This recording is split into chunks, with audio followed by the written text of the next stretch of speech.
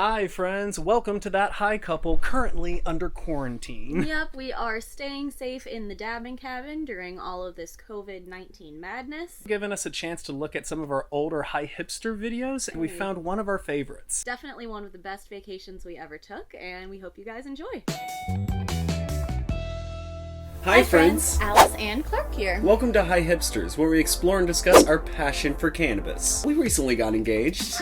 As a surprise to add on to the proposal, Me saying yes and Clark wheeling out packed suitcases and said we're hopping on a plane tonight at 10 p.m. to fly out to Iceland. boom, smoke along with us, pack a bowl, roll up something. Got one of those raw pre-roll clones and I stuffed that with some really good Hawaiian snow that we picked up. So excited to smoke that while we recap our 9-day trip in Iceland. Gave me a ring and now we're on the ring road.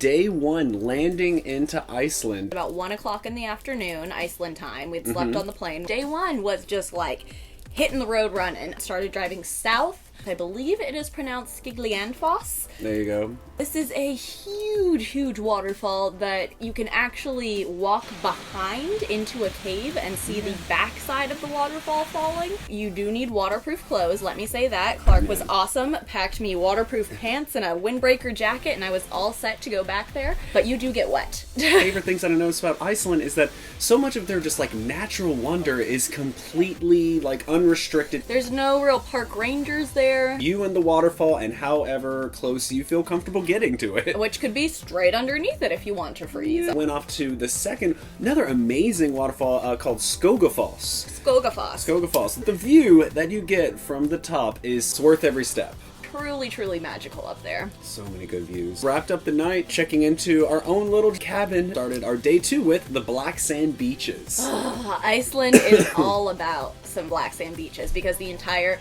island of Iceland is volcanic, so it is all made up of volcanic ash. Also looking at these crazy hexagonal formations. These natural rocks, these crazy sea caves that just shoot straight up into the air. Crazy waterfalls that would be right off the side of the road. Everywhere you look. Thought Hawaii had waterfalls? No. Hawaii has nothing on Iceland. Iceland has all of the waterfalls. We then get to one of the most iconic spots in Iceland. Yes. Jökulsárlón, also known as Diamond Beach. Literally is a bay of icebergs with ice that just washes onto the shore of this black sand beach, and it is the trippiest thing ever. You're also getting really close to seals. Yes, we saw like 3 or 4 seals just playing out in the bay. Being able to stand on a black sand beach staring at ice in weather that's like no more than just a jacket. Had an amazing pizzeria. Brand new. It looked it. We were there in non-tourist season. We were like the only people in the entire restaurant. Day three. Day of waterfalls. Yes. I want to call it. Another black sand beach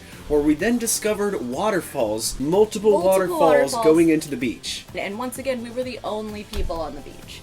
Instead of like driving all along the coast and carving out this entire peninsula, you could basically take this middle road that kind of took you up over the mountain and back connecting to the ring road. Connecting to the ring road. Little shortcut. Yeah, just a little one. And so we thought nothing of it, like, let's just like take this shortcut. Lo and behold, we are driving for the next hour plus through huge cliffs face on either side.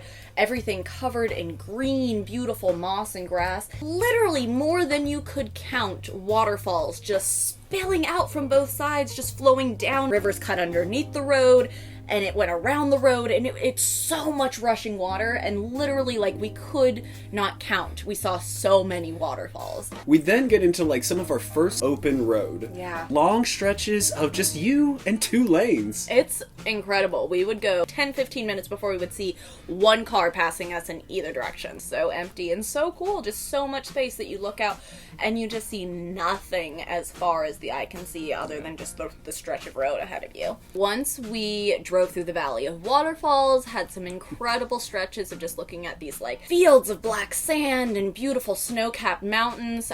We reached our 3rd night stay, which is actually a place where we ended up staying for more than 1 night. We stayed 2 nights there at the Vogafjós, I believe it is how it... No, Vogafjós. No, not Foss. Vogafjós, which it was in fact a real working dairy farm. So cool. We met cows. It was awesome. So waking up day 4 on this dairy farm, and having breakfast with our moo cow friends. Love it. Such a cool way to start the day. And then we immediately got on the road and drove around something called the Diamond Circle. Yeah. Which was very appropriate considering what you gave me. Really popular driving circle that hits a couple, it just kind of carves along the coast and hits this upper peninsula. And it hits one of our new favorite small Icelandic towns, Húsavík. Húsavík! I love Húsavík. Yeah. Húsavík is a wonderful little harbor town. Whale watching options, they had a whale museum, a lot of boats, a lot of fishing. Such a beautiful bluebird day that everything was just like shining.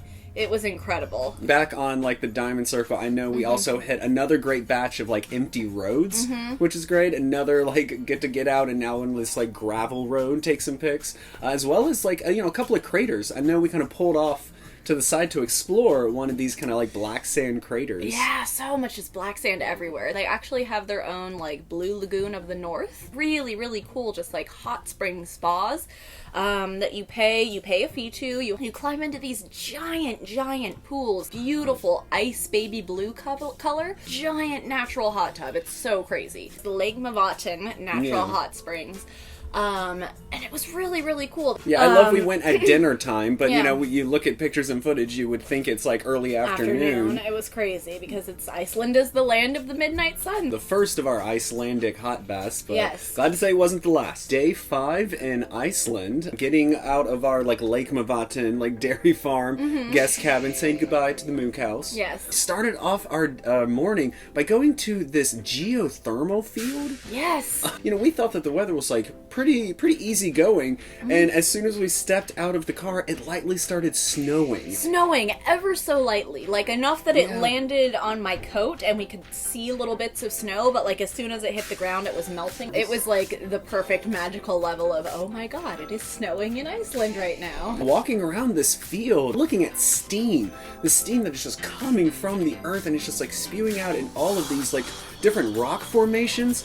And so trippy. It just looks like these piles of rocks are just like chiefing and hotboxing so hard. It's just true. Huge clouds of just steam coming out of them. You see these pits of rock in liquid form just bubbling from the earth. Just different minerals. This is a different kind of hot spring that like this you're not going to touch with your hands, you're not going to get into. The next big attraction that we hit, coming like into this valley, I'll never forget seeing off into the distance Godafoss. Oh, Godafoss. Insane huge, waterfall. Giant waterfall. Kind of like horseshoe shaped. Wasn't just like a straight little spout. It was this river that fed into and then just billowed over. Back on the road. And we hit the northern capital of Iceland. Akureyri, yes. Iceland's, northern capital. Yeah. Another very, very cute little seaside town. The second only Icelandic town that I remember seeing that had an inside mall. Yes, from Akureyri, we continued on up a little bit further we had another cabin that we were staying in for the night, which was really cool. I love that we stayed in all these little dabbing cabins. It was so cool. Day 6 was our trek into Reykjavik, which is Iceland's capital city, their main city, their largest city,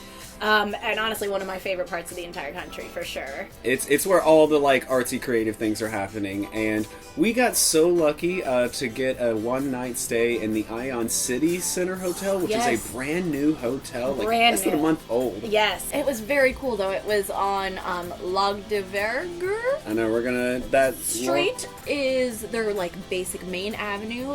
Basically, all the shops and restaurants and bars and things are just like right on the street. It just made it so easy to just like get around and just kind of like pop into a couple of shops. Never got dark the entire time we were there. It's so crazy, and luckily it is a small enough city that you can do it on foot for sure. Things to like look at even if you don't have tickets to a show there is their music venue, their concert hall. Harpa.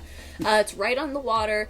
It is beautiful. The architecture is just these cool kind of like rectangles next to each other. And then we basically spilled into a night in the capital of us just kind of like going down the main street.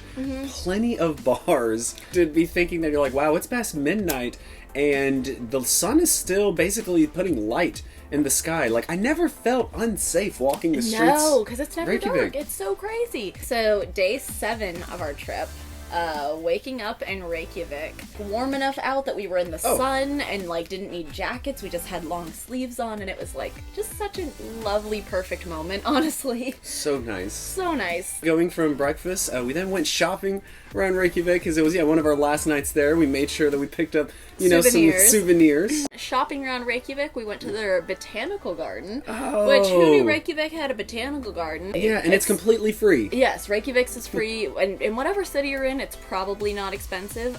But it just doesn't look like walking around a garden and looking at plants and trees and stuff. It's great. It's great. And then going from the botanical garden, we then said goodbye to the capital city as we drove and checked into the hotel that we were going to spend our last 2 nights in Iceland, the Ion Adventure Hotel. Ion Adventure Hotels. Yes. Sister to the Ion City Hotel that we had just stayed in Reykjavik. And I think my favorite thing about the Ion Adventure Hotel is that it was right in the center of the Golden Circle. The most like touristy drive of Iceland, but it was really cool to be able to wake up and do this on our last day. Driving the Golden Circle is absolutely beautiful. You can see why it is what most people do in Iceland, but there were definitely a lot more people at these places. Yeah. Started with this epic, beautiful crater out in the middle of nowhere, but luckily has a parking lot right up next to it. Huge crater that is filled with this beautiful, like turquoise blue water down in the bottom of it. And I love that it's got 2 different hiking paths where you can go all the way to the edge top of it, or all the way down to like the water's edge and actually put your hands in the water. It's so cool. Again, Iceland just basically giving you unrestricted access to the most gorgeous things you've ever seen in nature. Moving on from the crater, we then found this horse farm. And meet some really, really friendly horses. Yeah, this was our first opportunity on the trip to really like get our hands on some Icelandic horses, and they were as friendly as everyone says they are. It was so cool, yeah. One of my favorite stops of the trip, we went to the small town of Huruni. In Iceland. And checked out the coolest hot springs of the entire trip, hands down. And then led down into this really cool concrete rectangle that just had a couple of stairs going in, just big enough for like 2 people to hop in and sit in together. So luckily it was totally deserted when we got there. We were able to hop in, just enjoy this crazy hot river that was literally like 100 degrees. It felt like a hot tub. Getting back into the car, we then went into the most memorable waterfalls of the trip. Yes. Coming out of a land of waterfalls that's saying something. Skogafoss. Huge waterfall that just plummets down into this ravine that just causes all of this mist to just come up out of it, and like rainbows everywhere. Right. The way the light was hitting it, it was so gorgeous. We could get down and see right where the waterfall was coming out of this huge river and just flowing, and so loud and so cool. Yeah. Beeline it to the Ion Adventure Hotel and spend our last night enjoying their hot bath. Yes. Awesome, just simple rectangle infinity pool that is like about 100 degrees, and you just see these snow-capped mountains, and you can bring your drink out there, and it's just quiet, like perfect. Leading into our final day of Iceland. Checked out and then made our way over to the Blue Lagoon. Blue Lagoon, which is probably Iceland's most touristy thing. But after going there, I completely understand why everybody goes there. It is so cool and so relaxing and awesome. Yeah, it's this natural hot bath, one of the like nation's biggest natural hot baths, where silica is all in the water, and that's what gives it that crazy shade light of blue. Like, it's so cool. But it's this huge sprawling pool with all these little different areas. Some are a little bit hotter than others. They've got 2 swim-up bars. Spending the day in a huge pool of this mineral water that you can just kind of float in. It's so buoyant. It's so crazy. I literally feel like I was floating. Perfect note to basically end our last few hours there in Iceland. After that, we just hopped back over to the airport and just flew back to LA. So relaxed for Blue Lagoon that we were just like, I am ready for this flight. We killed this raw baseball bat. God, that cone. So much Hawaiian snow. So dope. If you haven't already joined our community of canvas lovers, consider subscribing by clicking the button here in the corner. Right over there. And if you guys would like some bonus content, you can support us on Patreon by clicking right over here. Thank you so much for watching, everyone. Sending good vibes.